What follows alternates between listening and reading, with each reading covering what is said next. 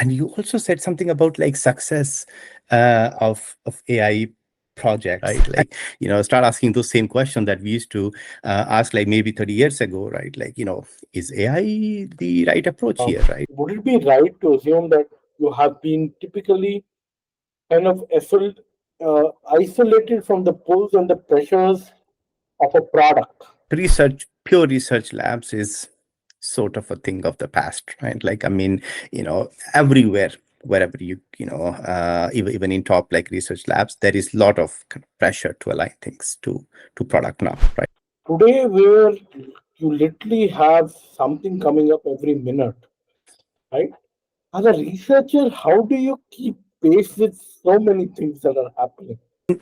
So there is a lot of, as you said, like papers, research, and like it's just not just papers and research. There's a lot of stuff in like blogs and projects that like independent projects that people are working on. Hi everyone. Today we have Janu Verma. Janu is an AI leader with over a decade of experience in AI and machine learning. He has worked at top research labs as well as startups. He has built scalable AI systems for recommendation, personalization, fraud detection, and natural language understanding. He has been an IC as well as in leadership roles. Janu has published over 15 research papers in conferences such as KDD, ECIR, Recommendation System, and others. He has a strong academic background with graduate degrees in mathematics from University of Cambridge and the Kansas State of University. He has been an invited speaker at multiple prestigious pro forums globally, and currently he is working on Microsoft Copilot. Hi Janu, how are you? And it's absolutely an honor to have you here. Hi, Anuj. Thanks for having me. Yeah, I'm good. I'm good. How are you doing? I've been doing very, very well. How have you been? Yeah, no, been great. Yeah, essentially, it has it was just summer in London, and it's sort of now going towards lower degrees. But yeah, I'm as good as it can be. Yeah. Yeah, absolutely. And super exciting time to be in AI, right? The Oh, things are changing by the day, by the hour, right? right. Interesting, interesting. So, with that, let's quickly delve into some of the aspects, right? Last time we had a AI product leader, right, Mhm. who tried to bring the product aspects of AI, right? You are a researcher, would love to understand deeper aspects around AI research and other facets around it, right? So, maybe we can start with give us a broad sense of what you are currently working on. And it would be great if you can give us a flavor of some successful and maybe some not so successful implementations from your journey. Sure. Yeah. So as you said, like I'm currently working on Microsoft Copilot. So it's one of the most ambitious kind of projects that the company has, and my org, like I'm, very devoted to this project, and and when we work on like different facets of it, it's like a behemoth is like a really large scale product. So there are different aspects of it, and I'm focusing a lot more on the personalization aspect of this. So how can we, like we have these AI agents, but how we can we sort of make them more personalized? How can we steer them in the direction of like, what this specific user would want to do, right? Like if I go and type something on ChatGPT, I'm are going to get like exactly same response or maybe with like slight variation. And, but we as, within Microsoft, we might have more information about the user since you are part of an enterprise or part of an organization. And so, we believe that we can certainly steer this, make this more personalized to, what the users would actually want to do. Okay. And that's, what I've been kind of focusing on recently. Uh, and you also said something about like success of AI projects. And I'm gonna, keep things towards projects rather than products because I'm, not a very sophisticated product person. So, Yeah, no, No, it's very interesting. Like as going, I, I think we are sort of realizing that we do need to kind of go old school, right? Like start asking those same questions that we used to ask like maybe 30 years ago, right? Like is AI the right approach here, right? Like if we are trying to solve a problem, I know that there is this is a lot of interesting things happening across industry that people's and teams charters are changing. They're saying can we bring AI here and maybe at times just for the sake of bringing AI, right? Like so you don't have an obvious sort of problem that AI can solve. So I do think that we need to kind of start thinking about that. Always ask this as the first question: that is AI a viable solution here? And even if AI is the viable solution, are we in a position to apply AI here? Right. So we might not have all the resources, and a lot of these systems require data or require like certain type of data and compute resources. So are we in a position to kind of even if AI is a good solution, like there is still a trade-off, right? Like you have to kind of figure out. So that way there are lots and lots of problems, right? Like lots of projects that I can look back, like if we had I worked in social media, and yeah, and like a lot of my work bulk of my work over there was in like natural language understanding and like building products for like users based on understanding piece of text, and that text can be in multiple languages, and even in like a single sentence the text could go from like one to three languages, right? So if we had all these tools back then, right, like LLMs and like the modern AI, that would have really really immensely helped us, right? So so there are examples that that you have to do a lot of work in terms of like traditional machine learning, and I mean we were doing sophisticated deep learning tools at that time, and like I think we did train like transformer models and all, but we were still not like there was nothing like this, right? Like these pre-trained large language models that we could have used. So there are many such examples where if we had these tools, or even the companies that are working on this today, like working on social media or other platforms where you are working with like natural language text, user generated text, you can these tools, the AI tools, modern AI tools can be really really helpful. Okay. And I think that's going to be one success, like for sure, like one success story. And even in my current work also, like when we think of like enterprise users, you write documents, you write emails, send chat messages, right? Like so it is possible to think of like a user in in this like natural language modality, right? So I do believe that these sort of use cases are very amenable to taking advantage of the modern developments in AI. And yeah, and I can think of like some not so successful cases also, right? Like I mean, if we are trying to I come from a background in recommendation systems, and I'm really curious about this problem of like how can we you know can the modern developments help in solving recommendation problems, right?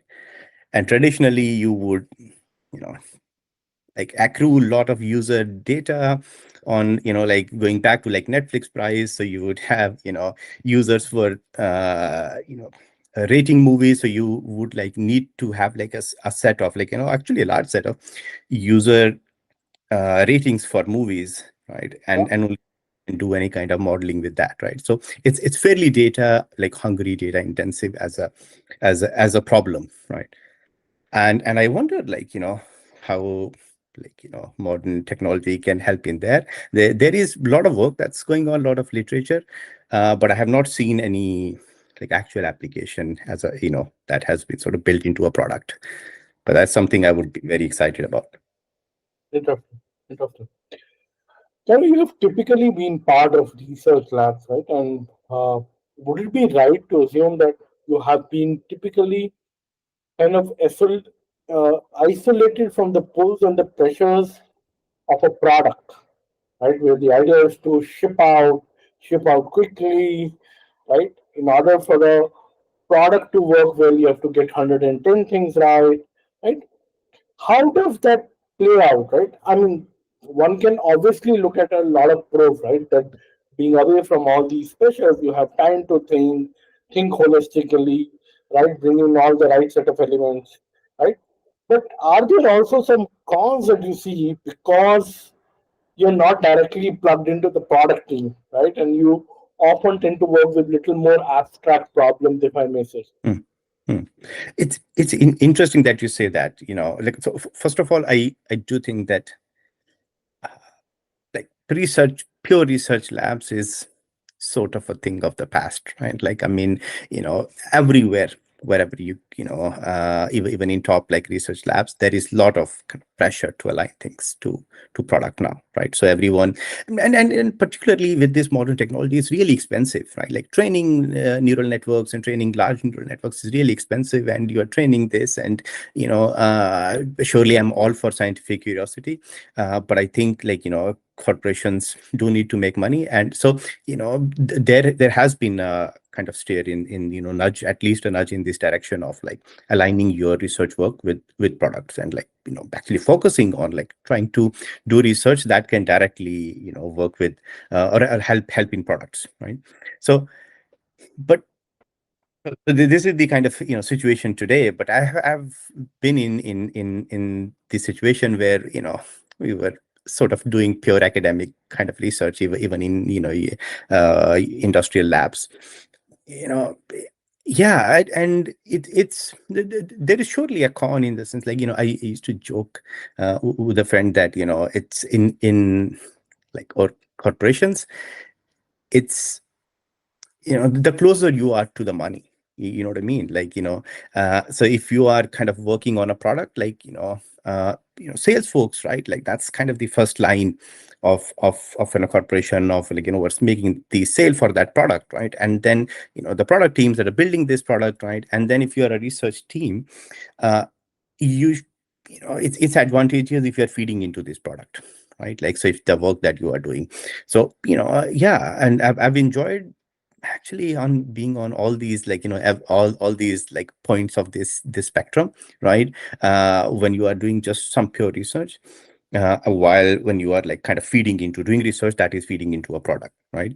uh, and yeah, it's simple, it helps if you kind of, as they say, like, pay your bills, right? Like, so if you kind of have done some research that helps in a product, Yeah, and that brings you some credibility and brings you some time to go explore other things as well, right? So I think it's gonna be sort of a balance of commercial and the academic curiosity.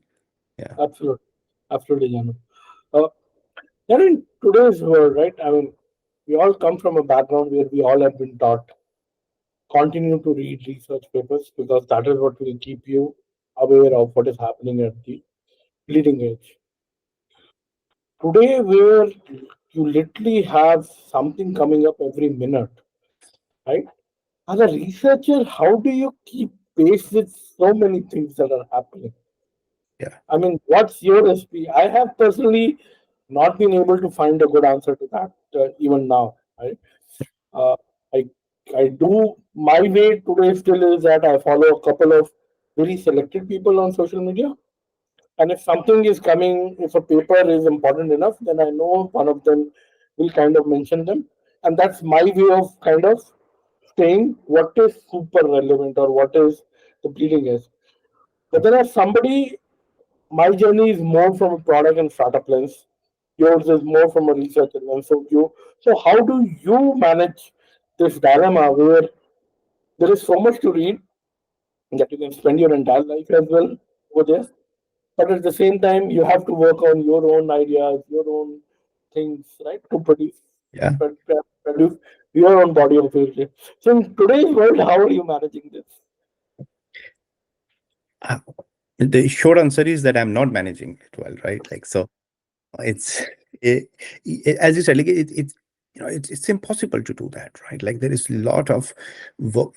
like, and so there is a lot of, as you said, like papers, research, and like it's just not just papers and research. There's a lot of stuff in like blogs and projects, that like independent projects that people are working on. Like, I've sort of realized recently that like that stuff is like a lot more, useful at times, as compared to like research papers. Because, I mean, we are, as I said, like, we are going to be working on products, and you would want to kind of take up something that that can be used in your product, right? And then things that people are trying, they are kind of like, if I can try it on my laptop, that means I can sort of also build in my product. But if you have, some research project that takes so much of compute, I don't know how I will go and like justify that, right? To get that compute or like those tiny gains. So it's really difficult, to be honest. Like, so I'm not doing a really good job at it, but I can tell you some, like my recipe for it, right? I totally agree with you that, some set of people, right? So over the years, kind of build or like start liking some, I'm not an influencer, but like some maybe scientists and folks, right? Some leaders in the field. And if few of those are talking about something, maybe that's important, that's relevant, and you can check that out, right? But not just people, I also pay attention to like labs. Okay. Mhm. And yeah, like what in this current field right now, like there are a lot of labs and a lot of work going on, but I I try to at least skim through what like Meta AI puts out. Okay, like that's one of the labs that I do care about the work that they are doing, and since they're also kind of building those things in their product, so there is like a lot of interesting lessons, right? I have not finished reading the Llama 3 full report, but like the parts that I have, like there's a lot of information in there, so that's another thing. uh, then, but like one big problem here is that earlier we used to be focused, somewhat, right? Like, so I was doing recommendation and personalization. So I knew set of people, I knew there are these conferences, I would read through what's happening in KDD and SIG IR. But now, since the bar has sort of, lowered, that everything, right? Like there's so much more content, more research that is coming in, right? So I think you got to accept at some level that, won't be able to read or even like know of it all, you know. Uh, but it also helps to surround yourself or like be in touch with folks who are at the forefront of it. So I have some colleagues, and I and you can in a corporate setting, one thing that has helped me a lot is to maybe set up some like reading groups, like paper reading group. Have uh, you invite people around, that who are kind of reading more about it. There are maybe in my current role, there are in my current company, there might be people at MSR who are doing like pure research, and that's going to be very, very useful. So you invite them, you talk to them. So I think that is one big advantage of working in large companies, that there are experts for everything. Fantastic, fantastic. Uh, you have also worked at startup, right? And Right. you have spent large part of your journey as well as research labs, right? Now, in a way, can we say that a startup and research are slightly contradictory because a startup by very nature is shipping out very, very fast, Mm, right? Rather aiming for perfection in a startup, right? It's completely contradictory, right? yeah. The idea is good enough is often the greatest thing that can be done, right? Research by its very notion requires one to work very systematically, thoroughly before they know that yes, this is indeed an answer, right? So, how do you balance research and an early stage product? Yeah, no, it's a really good question, and I have like a very biased take on it. Is because I was lucky enough to work at the startups that were, so they were not super early in the sense. So and So if you're working in a startup, you can surely like ship V0 very quickly, right? And that's what the kind of, the plan is, and you want to get your product out, right? But then you also have to continuously improve, continuously iterate, right? And when it comes to like improving this product, and this is what I've realized, at least at least or in the companies that I've worked at, is that when you are working in this sort of real world setting on real data, very rarely this off the shelf research approaches, or like you can read a paper and say, oh, okay, maybe I can try to implement this. It's not always going to work, right? And also, like, when I was working in startups, it was a different juncture or different time in this, like, the AI development, right? So as I was saying, like, we don't have tools like LLMs and things like that, right? So we were working with, in one of the startups, we were working with Indian languages, and there was like a code mixing of languages that you would still, try to write something in, in Roman alphabet, but it's still, but the content is in some regional language, right? So that's, and we didn't have, any research papers for that. So that means that you have to take a step back and like put on your kind of research hat and try to solve these problems.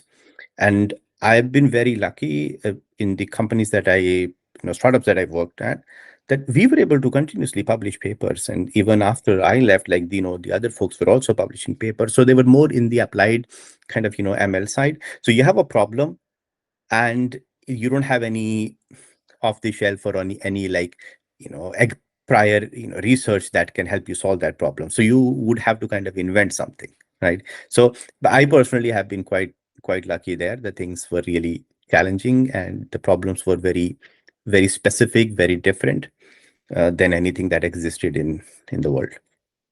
Got it. Got it. Makes sense. Uh, One standard aspect of research has, right, always in systems is that you read a paper and then you implement the paper, Mhm. right? And then that is where you try and replicate the results, right? That is how all of us have been trained.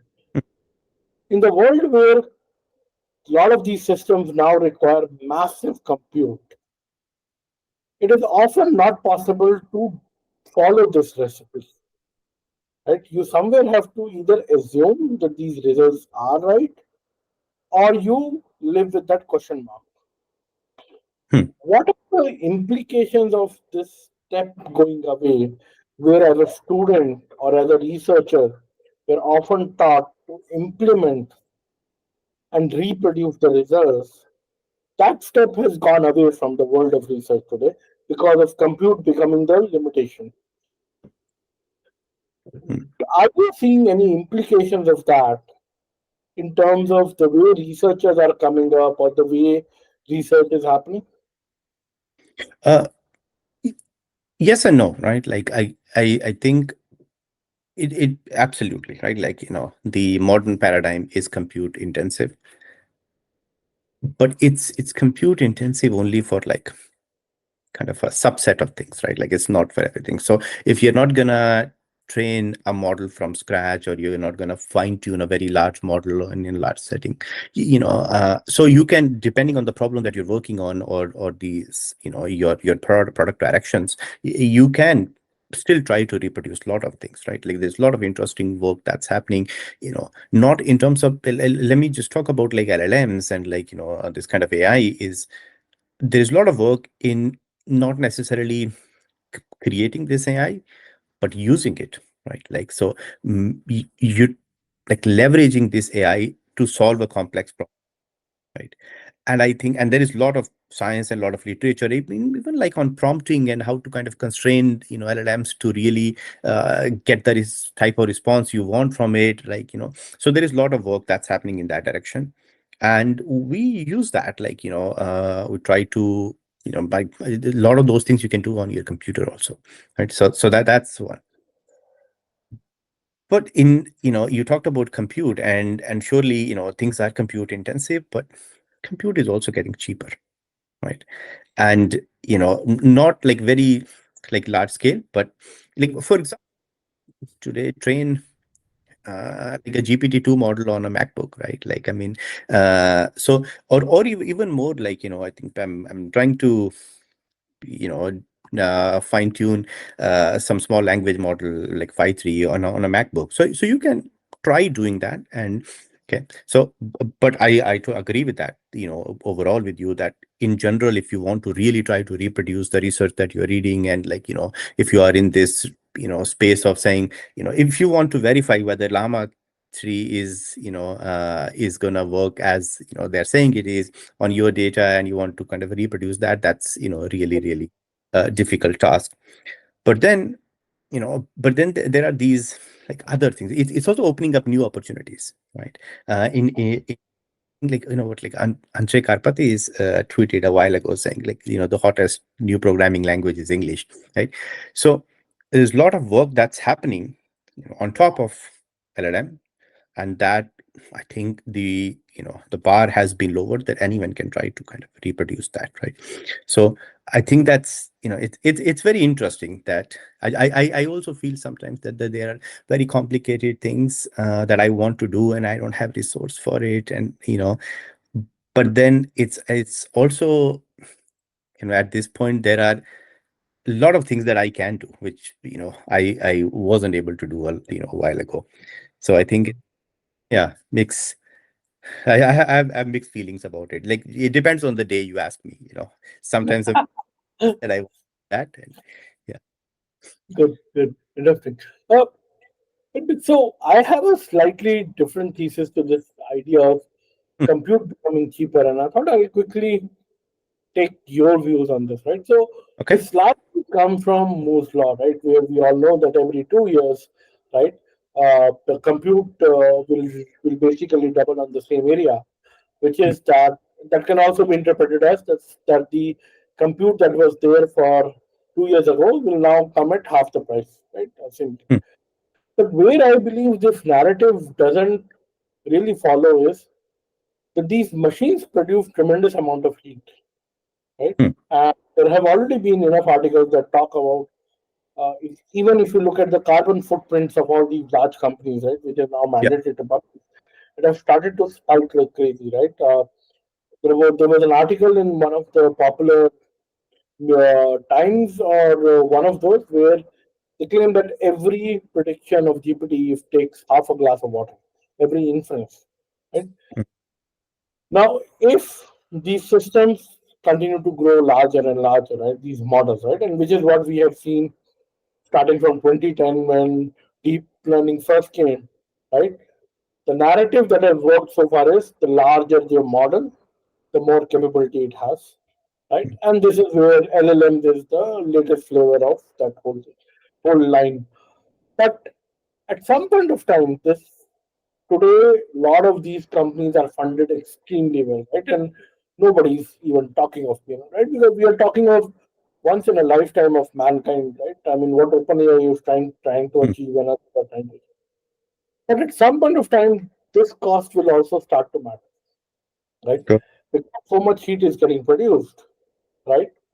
While the computation might take lesser following the Moore's law, but in order for the compute to happen, you need these auxiliary systems in order to cool this whole stuff down, where the cost will start to overweigh the cost of the compute, right? Hmm.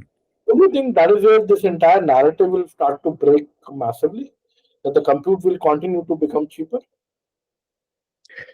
That's an interesting take. I have not, looked into the kind of the cost of, but I can imagine, right? Like, that seems like a fair, statement that you are making, right? But even if that is not the case, if maybe we can, I mean, it's maybe the cost will never become an issue. It's still a huge cost to the environment, right? So at some point we will have to start thinking, and I think we are even today, right? I wanted to add to what we were talking earlier also, that in terms of reproducing or doing research in this like compute intensive environment, I do think that we should, and I believe we are already started looking at rather than having larger models, can we, you know, make most of these models with like, lot less compute, with like much smaller models? Can we work in a constrained setting? I'm really curious about this, and I'm I think there's a lot of people are that, how can we build models that are not as compute intensive, that are not, as large, right? Like at some point, maybe, right? Like right now, the scaling laws kind of favor that, but like, maybe at some point, there is a limit to, how much you can, extend these model sizes, right? Like, because it's not going to be as much gain over, like, so if you go from like 1 trillion to 2 trillion parameters, is probably not, gonna matter much. So, so at some point that can also come into play. But I do think that this is where we need, researchers. This is the part. This is where scientists needs to kind of come in and start thinking about how can we do this much cheaply, right? I forgot who it was, or maybe it was like Karpati recently talking somewhere that, like he believes that it's gonna be like less than million parameter model, like that will be effectively able to do everything that all these models are. And if you look at, so some of these sort of trends like support that also. The Llama 3, the smallest model that they have, like 8 billion parameter, works as good as the biggest of Llama 2, right? So you also, this like, I always like this thought that constraints, bring out innovation and creativity. We start thinking about that. How can we be more creative, right? So I think, I agree with you that, it's a huge cost to the environment, and maybe cost alone, would not, like corporations would not be able to afford in terms of cost, but maybe in terms of cost they can, but we cannot afford to leak that much heat into the environment. So we'll have to start thinking, and I am very optimistic that we are already, I know of some research that we're already kind of going in this direction, trying to, also train smaller models, trying to distill, into smaller models and things like that, right? Like curating better data, right? Like all of these models are trained on all of internet data, and like a lot of, there's a lot of redundancy. So can we come up? This is the problem I'm most interested in. What is the smallest data, the cleanest data that we can find, that we can use to maybe train like a very small like GPT model or something, and that, works as effectively as the best of these models. So that could be a thing. Or maybe we don't need like a single model for everything, and you sort of have smaller models for like specific things. I can, make certain guesses, guesses, but who knows what the exact direction it's gonna take. Yeah. I actually remember one of our professors, and this was classes of theoretical computer science. We always used to talk of possibility, feasibility, and optimality. So I think what we saw in 2022 was a possibility that there is something called large language models that can do a lot more than what the world has seen. Mhm. Honestly, when I first tried GPT, I think it had come on 1st of November 22, if I remember correctly, and I tried a day later. So I could not believe that we have all worked extensively on NLP, right? And we all know how fragile a lot of these systems are. Mhm. But the way you can rephrase those statements and still its ability to answer, I won't necessarily use the word understand, but it gives that impression very well, right? Mhm. So we have a possibility. I think where we see today is how do we bake some of them into products, and which is where this whole line of SLMs, which are very narrow, specific models that can do specific jobs, which is more into the feasibility side of things. You know, Mhm. it can, but now it can be done with fewer resources. I think Yeah. what you're talking about is the optimality side of things, right? What is the smallest data set and the smallest model that I can create, which in terms of its capabilities is equivalent to something else that is already out there and done. Yeah. Something. Right. And it's also gonna be, surely we talked about compute, and we talked about environmental effects, but it's also going to be like a necessity from product point of view, because with like new iOS, right? Like, with this Apple Intelligence, you're going to have this technology in your phones, right? So ultimately, that's where you want to, like to go, like, so the companies like Apple are going to be investing into this, right? So I that even before we exhaust compute, or like or start thinking about environment very seriously, there is going to be a product requirement saying, okay, we have it, we are running it today. You are building a product and maybe you're calling OpenAI under the hood. Sure, you can do it.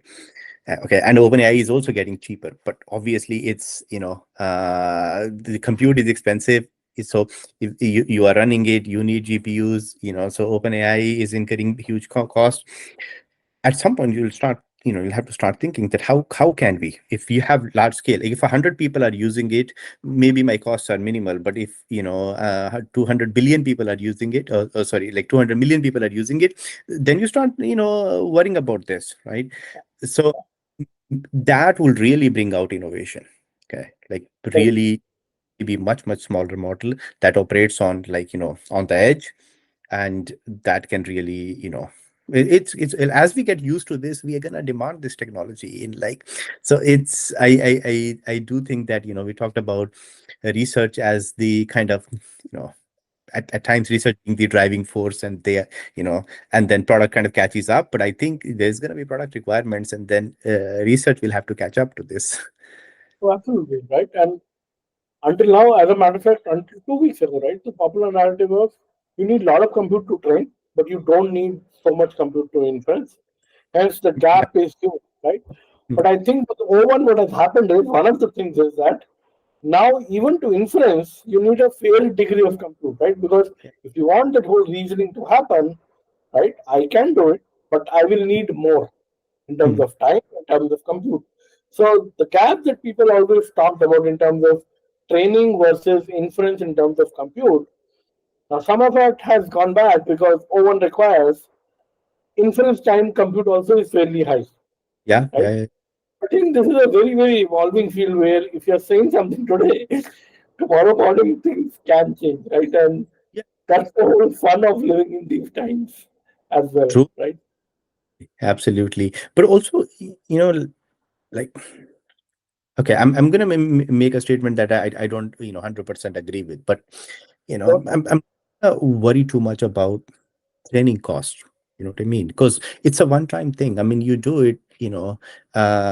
Maybe you train a model for like 6 months or whatever. You have a model, right? Like, I think the problem here is the inference cost, right? Like, if even before O1, right? Like, it is a problem that you know you are gonna be serving to millions of users, so you do need to have, like, enough compute to be able to support that, right? Even if you're not training your models. So it is, and as we are realizing now that maybe we should, right, like, increase in inference bandwidth.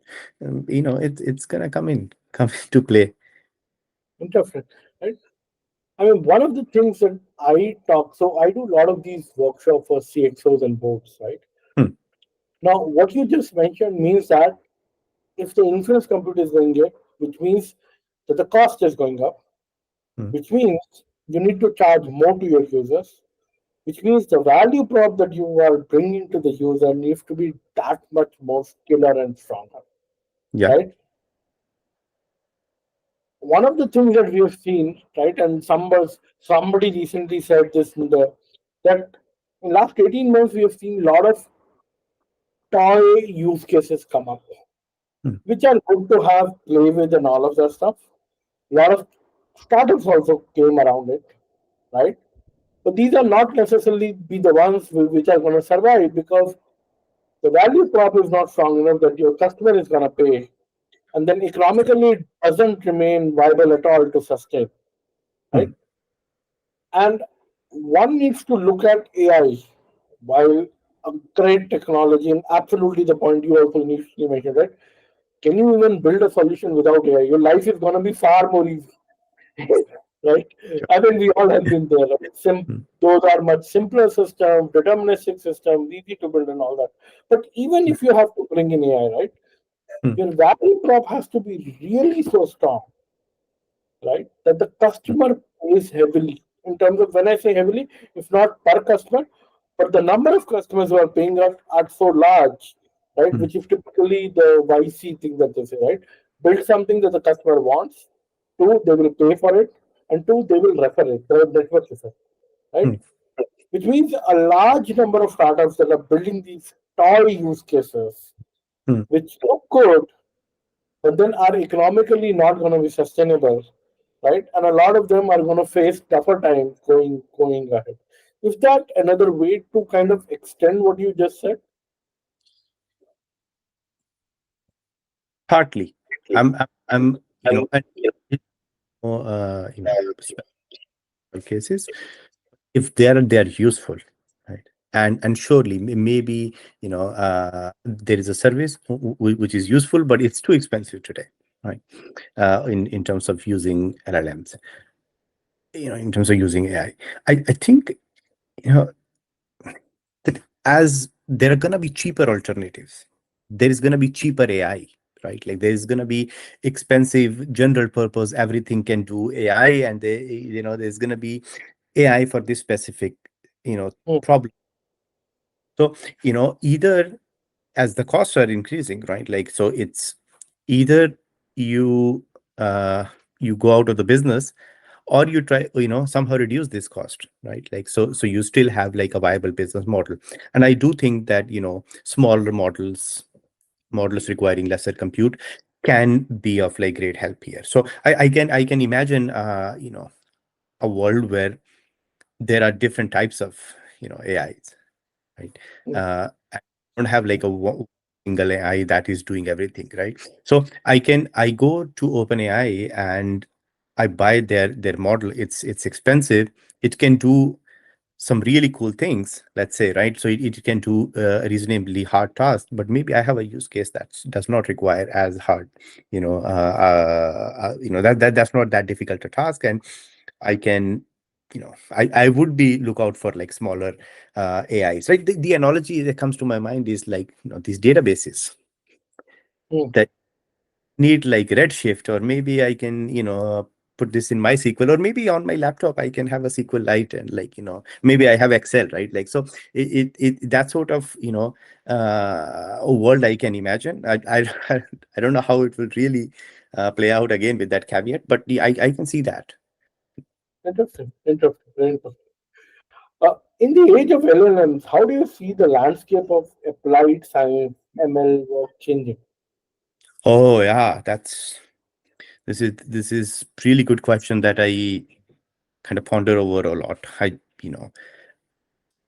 lot of people, right? Like have so in like olden days, our workflow was look for some data, see if we have data. If there is no data, you wait for it, you accrue the training data, get that data, train your model, evaluate model in an offline setting, put the model and online, and maybe some user play with it, do some A/B testing, you have some metrics move, you ship it, right? So you have like, this used to be kind of workflow. And at the very core of it was like training and evaluating models.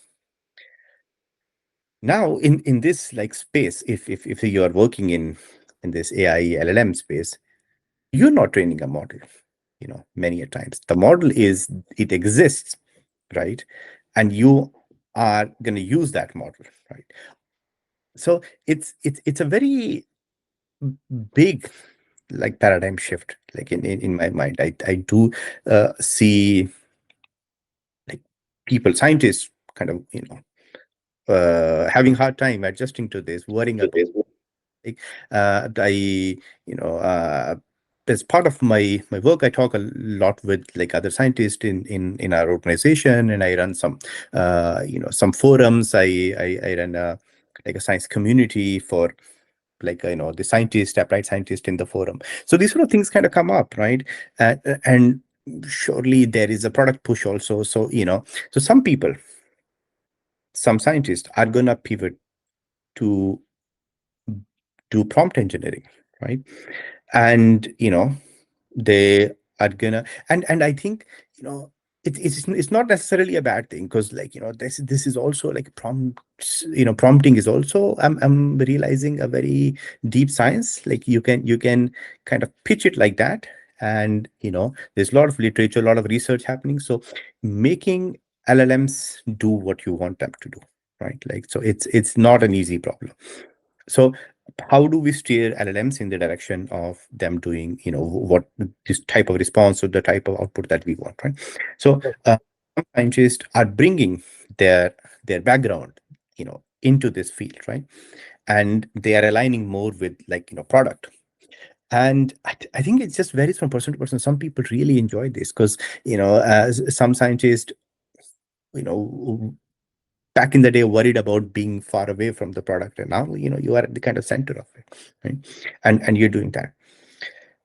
And surely there is going to be some work in terms of like fine tuning, tweaking these models, right? But what I've observed is that there's going to be very, like, back in the day, every scientist would come in and train models, right? Now it's not every scientist is coming in and training models, right? So the model is kind of given to you, and you try to use it for other models, right?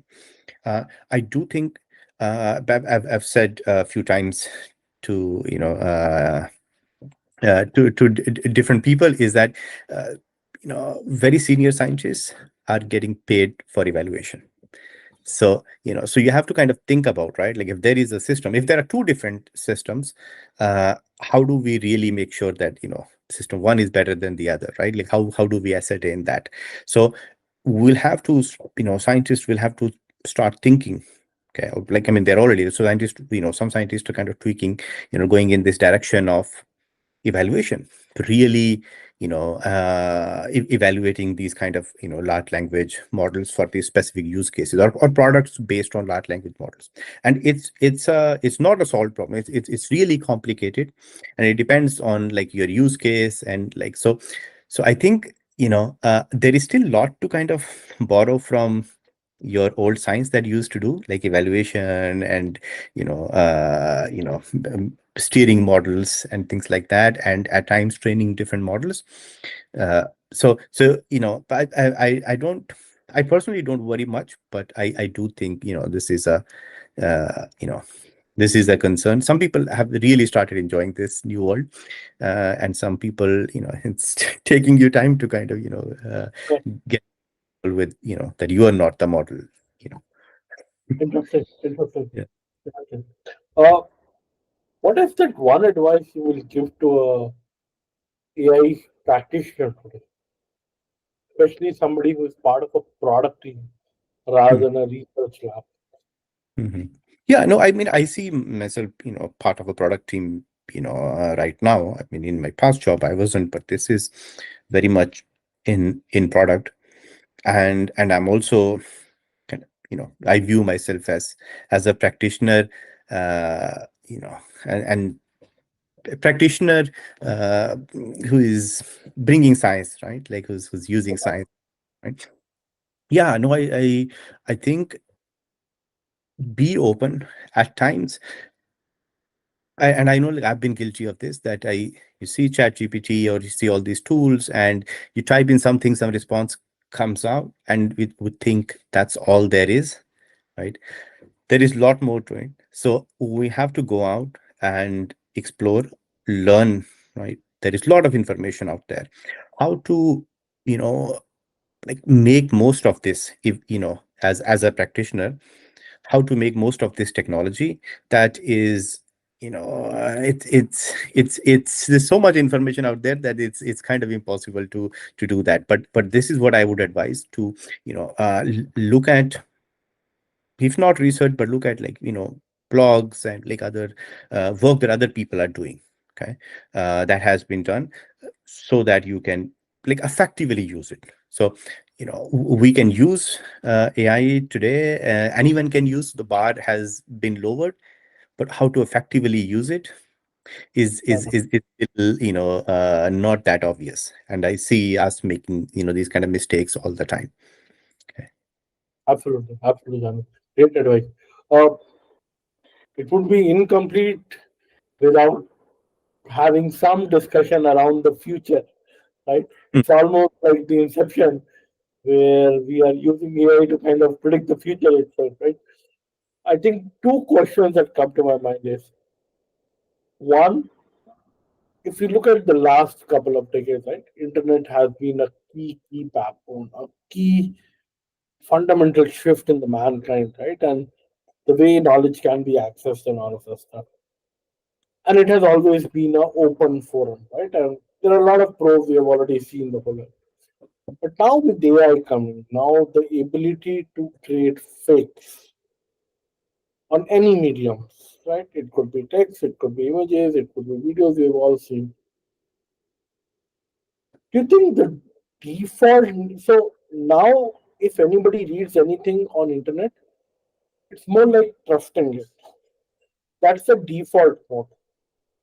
Do you think mankind is going to get to a point where the default mode is going to be not trusted? Because, and then what does that mean for this whole uh, paradigm, internet as we have known? Th- This is a really deep philosophical question. I'm gonna I'm gonna stay in the periphery of this. Okay, I don't think even today the default is to kind of accept. I think the default is to conform to your biases, right? So, you know, whatever I believe, I just, and if I see something that sort of reinforces my bias, I think, I'm going to accept that or like see that as true. Uh, and that's so it's not necessarily a bad thing in the sense that you are, I feel that we are always going to have people who do not subscribe to the same biases that I do. And if I see something and other people also see something, they are, not going to trust that, even if I am trusting. So there is always going to be, set of people who are not going to trust, right? Whatever content is.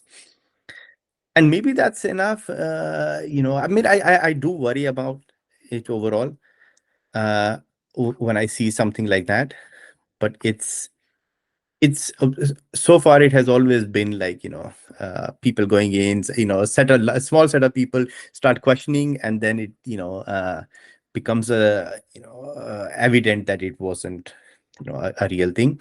But yeah, like I think overall I agree, it's scary at times, but I'm hopeful that yeah, I also feel that we're going to be pretty good at spotting also. I don't know. Maybe not. As things get really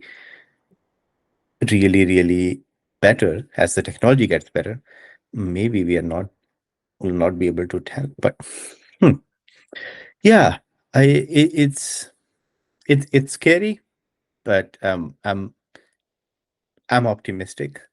Uh, Absolutely, absolutely. And maybe second question, Janu, when we look at these LLMs, right, there is a world, especially a lot of people who have kind of joined this AI bandwagon recently who talk about they being able to understand and reason. Or one, especially the recent most model has been positioned all about reasoning, right? Now, deep down, we all know mathematically this is not reason, this hmm, is correlation, right? The example that I often give is that back in our childhood, we must have come across this parrot which can give answers to some of your questions, hmm, right? And as kids, we all would have played and really enjoyed and even remember this vividly. But we also deep down understood that that is not intelligence. It's able to give an answer because somehow it has crammed all of this stuff. hmm, The most fascinating thing about that I find about this whole journey, starting from 2010 till today, where we are in deep learning, is that if somebody would have said that with cramming also we can get so far, back in 2010, I think most of us would not have believed it, Yeah. right? What they have showed is that even with cramming, you can actually win a silver medal in International Mathematical Olympiad, right? One of the results that came just couple of months back, right? Mm. But then deep down there is no reasoning, right? Do you think where we are heading, the whole direction that we have took, especially in the last 18, 20 months, that's going to lead to AGI? If not, where it's going to come from? And again, these are very open-ended questions, right? There are no rights and wrongs here. These are just perspective, all of us kind of crystal ball gazing, trying to make sense of how things are, right? But Yeah. you have been at forefront of a lot of things, right? So, what is your perspective about LLMs, reasoning, and AGI? That's a really and another very deep philosophical question. Uh,